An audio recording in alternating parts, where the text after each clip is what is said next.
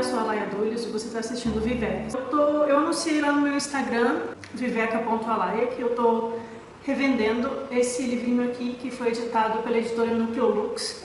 Foi um esforço de um conjunto de estudiosos do gnosticismo primitivo que eles fizeram uma tradução de alguns dos artigos do Nietzsche, que é um estudioso do século XIX, um teósofo. Eu vou dar uns breves gostinhos desse livro aqui, para vocês terem um pouco de acesso ao que o livrinho trata, e eu espero que vocês gostem. Bem-aventurados os que anseiam pela sabedoria. Bem-aventurados os que aspiram à experiência viva dos mistérios da luz. E assim o Nietzsche começa a sua introdução. Ele coloca no primeiro texto a ideia de que o mestre é como um hierofante, e os discípulos são aqueles que fazem a dança do hino de Jesus junto com ele. Eles estão em busca de um batismo espiritual, de um despertar do fogo da mente divina. E que essas almas que buscam os mistérios da luz foram chamados de gnósticos. A tradição do gnosticismo ela pode ser dita como pré-cristã, com os textos dos setianos, e depois ela é anexada aos primeiros cristãos. Os setianos se tornam os ofitas, depois os valentinianos, os marcionitas, os basilidianos, os seguidores de Bardesanes e todos os outros que surgem. Mas é uma tradição do século I AC e I DC e II DC. Depois, com o tempo, essa tradição ela vai tendo que mudar de roupagem, mudar de forma, mudar de linguagem, por causa da perseguição, da formação da igreja, da perseguição aos textos, da vontade do controle político da época de destruir aquele material, né? Isso aconteceu. Mas o Nietzsche coloca que a verdadeira gnosis era o objetivo daqueles filósofos gnósticos, era uma gnosis espiritual. Então, gnosis, depois a gente vai aprofundar mais o que isso significa, mas do grego gnosis dá origem em português ao verbo gno, né? Cognoscer, conhecer. Então, a gnosis é o conhecimento, mas não é o conhecimento das informações, das coisas intelectuais. É o conhecimento do divino que está presente em todos nós. É o Cristo que está em nós. E é esse conhecimento que desvela as verdades absolutas. Tem um quê de platônico, né, nisso. Quando Platão, por exemplo, fala que a gente deve rememorar, lembrar as verdades inteligíveis para atingir a unidade. E Plotino vai falar do uno, da união com o uno. Esse conhecimento é um conhecimento que vem do coração, da caverna do coração. Ele vem de dentro, ele vem de uma experiência profunda e intuitiva, mas que não deve ser confundido de forma nenhuma com sensações do plano astral, com fantasias da nossa cabeça que às vezes a gente projeta. Não é um conhecimento dos planos inferiores, é um conhecimento da chispa de luz, da mônada, do uno, Cristo em nós. Esse é um assunto que vai ser muito desenvolvido pelos gnósticos, né? Para os gnósticos, Deus não é uma entidade externa, né? Inclusive, os deuses chamados criadores da matéria, né? Os arcontes regidos por Yaldabaoth ou Demiurgo, são deuses menores, são deuses da manifestação do plano material. Na verdade, o grande espírito invisível é o Uno, que é incognoscível, inefável, e só pode ser conhecido através do silêncio. Então, o gnóstico, ele é aquele que desperta o Atma dentro de si e realmente conhece aquilo que é a realidade una de si e do todo. As verdades espirituais que estão escondidas nas carapaças da personalidade, na ignorância, das visões errôneas, das nossas contaminações mentais, dos nossos vícios. Então, o gnóstico é aquele que busca o conhecimento no sentido do despertar da sabedoria. Como nas tradições orientais a gente tem, né, os estados meditativos, né, dhyana, aí tem o samadhi, né, tem dhyana, sabedoria, dhyana, conhecimento, dhyana, gnosis, é a mesma raiz também, né, das línguas indo-europeias, dhyana, JN, gnosis, GN, né. A gnosis ela é uma apoteose da mente, uma fusão com a mente divina. E essa experiência de sintonia com a gnosis viva, por isso a gnosis viva do cristianismo primitivo é o nome do livro, ela ocorre através de uma revelação interior, que não é um psiquismo, é algo de dentro para fora. Então, no capítulo intitulado O Evangelho do Cristo Vivo, eu não vou dar todo o conteúdo do livro aqui com vocês, eu estou fazendo só umas pinceladas, né? Quem quiser, como eu já falei, pode comprar o livro comigo. No primeiro capítulo, o Evangelho do Cristo Vivo, o Midi ele vai falar um pouco de teosofia, né? Sem usar essa palavra, mas é o que ele fala. Ele fala como essas verdades imanentes, né? Essa gnose interior, ela se reflete no mundo em diversas religiões, né? E essas religiões vão ser caminhos, linguagens, estruturas onde cada pessoa vai encontrar através da sua fé um caminho para essa gnose. Mas como aquele que precisa deixar o barco depois de atravessar um rio, a gente também vai se desvencilhando das carapaças da religião e vai alcançando algo mais profundo, que é essa gênese interior das religiões. À medida que a gente se concentra e se eleva para um estado mais profundo de compreensão, a gente vai se despindo dos conceitos que só dão a estrutura para aquela verdade poder ser manifesta no mundo. Quando a gente atinge um estado de contemplação verdadeiro, não existe linguagem, não existe crença, não existe nenhuma estrutura. É simplesmente uma união com o um, como diria o Plotino. É algo que envolve um profundo silêncio. Mas como a mente humana ela precisa da forma, ela precisa da cultura, ela precisa da linguagem, ao longo dos séculos, em diferentes locais do mundo, essa gnose ela é manifesta em diferentes formas. Vou ler um trecho para vocês. O propósito da vida é viver e desenvolver-se, e os modos de crescimento são tão numerosos como as almas dos homens. Segue-se, então, que se estamos entusiasmados com a vida mais ampla da religião e estamos procurando obter uma compreensão mais profunda das possibilidades de nossa natureza humana comum, em vez de cairmos no erro de sermos intolerantes com as formas das diferentes religiões, deveríamos reconhecer que todas servem de sua maneira peculiar a seu propósito. Se um homem encontra mais conforto numa forma do que em outra, isso certamente ocorre porque lhe é, por enquanto, a mais apropriada. Ele com certeza irá superá-la naturalmente. Mas até que descubra por si mesmo suas limitações, é imprudente tentar arrancar violentamente sua velha forma. Então ele está falando como as pessoas precisam dessas bengalas, todos nós precisamos, até que a gente aprenda a caminhar sem elas, né? E aí ele comenta como, no caso da mente ocidental, existe um problema muito grave ocorrendo, que é a mente da cristandade. E no caso, lá no final do século XIX, início do século XX, só naquela época, era o apego a dogmas, né?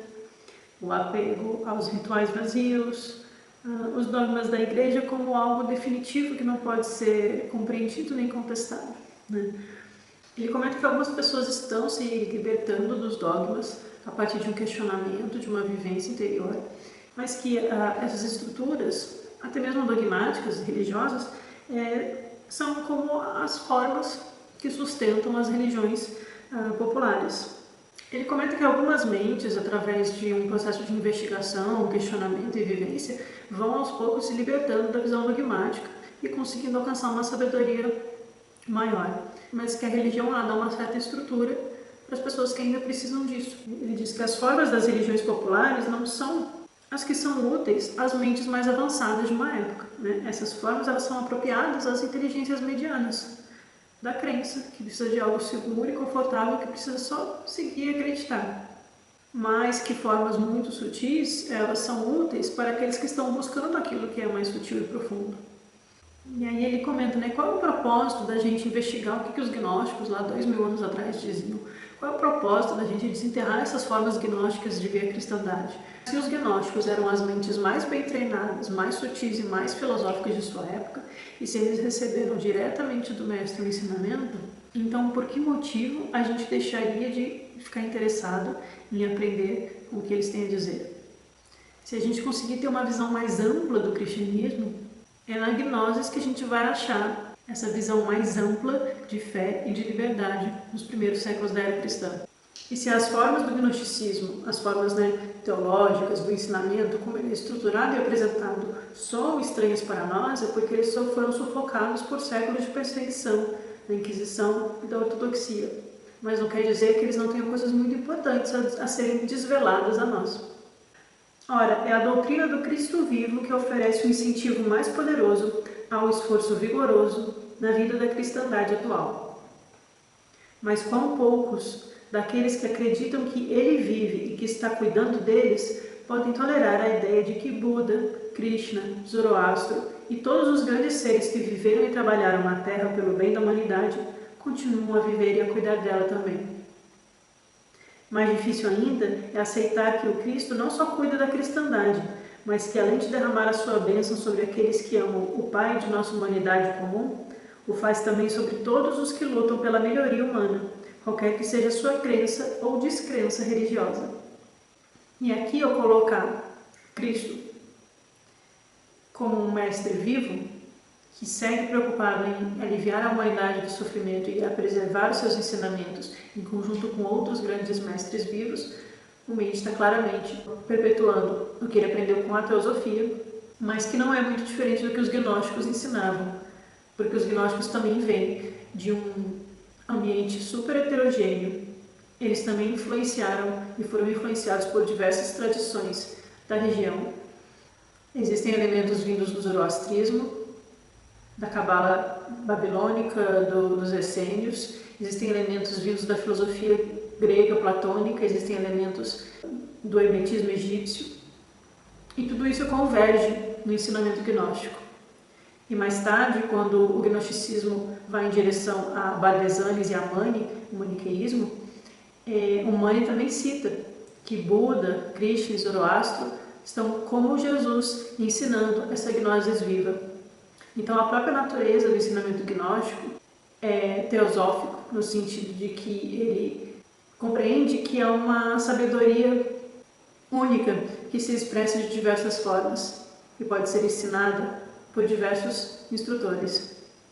E que, portanto, quando a gente adota esse tipo de perspectiva, não existe espaço na nossa vida para a intolerância e o desrespeito com a crença do outro. Há apenas um incentivo a um buscar, a um investigar e a um separar o joio do trigo. Mas é uma busca em comum de toda a humanidade, em que alguns ainda precisam de certas ferramentas de estrutura de crença e outros podem buscar de formas mais sutis e internas. Mas o Midi também coloca que existem crenças antagônicas, que tentam destruir o diferente ou desfazer o ensinamento de forma que ele não se torne mais uma chave acessível. Então ele comenta que a cristandade ortodoxa ligada ao Vaticano, posteriormente, naquela época estava na base da formação da Igreja Católica Romana, essa ortodoxia que quis destruir os apócrifos, que quis construir uma Bíblia a partir de adulterações, ela também perseguiu os filósofos. Essa cristandade que perseguiu Hipátia de Alexandria, a filósofa neoplatônica.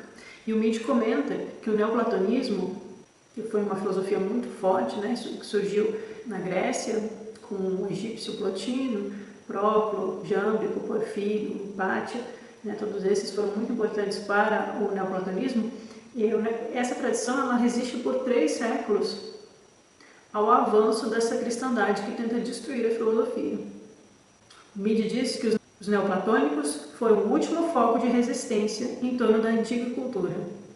Dificilmente os interesses da verdadeira cristandade estavam sendo atendidos quando alguns lutavam ferozmente contra todo o desenvolvimento cultural e intelectual de uma época e tentavam destruir todo aquele que pensava diferente.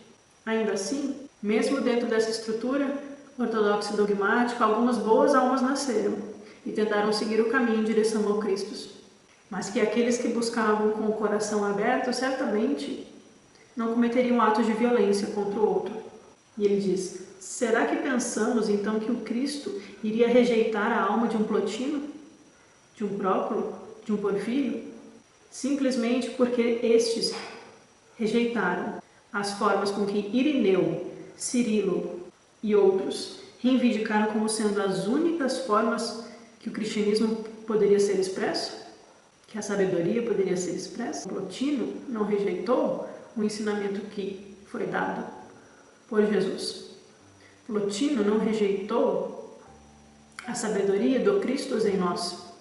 Ele rejeita a ortodoxia de Irineu, de Cirilo, dos pais da Igreja, que é a base do dogmatismo e da estrutura que rejeita todo o pensamento filosófico gnóstico. Se nós pudéssemos ajudar a todos em sua busca sem distinção de raça ou credo, como é um dos lemas da Sociedade Teosófica, Se fosse possível que tais ideias pudessem permear a vida geral no mundo, que futuro glorioso não se abriria à nossa frente. Não mais nós iríamos guerrear uns contra os outros, mas nos unir para superar um inimigo em comum, que é a ignorância. Se estivéssemos engajados em buscar a verdadeira gnose, não haveria espaço na nossa mente, no nosso coração, para nada menos que isso. Nenhum sentimento negativo, nenhum sentimento de separatividade, de rejeição, de apego e de desprezo ao outro. Se a gente coloca a busca da gnose interior como a tônica das nossas vidas, a gente consegue um mundo mais pacífico, pois nós seríamos verdadeiros filaletes, amantes da verdade. E aí termina esse artigo com uma frase de Bispo Sofia, onde Jesus está ensinando e Jesus diz: eu vos farei conhecer todos os mistérios da luz e toda a gnosis.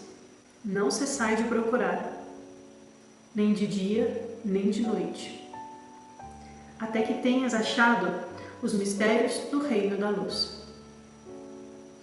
No próximo vídeo eu vou continuar com outro capítulo e a gente vai discutir um pouco sobre o significado de gnosis, né?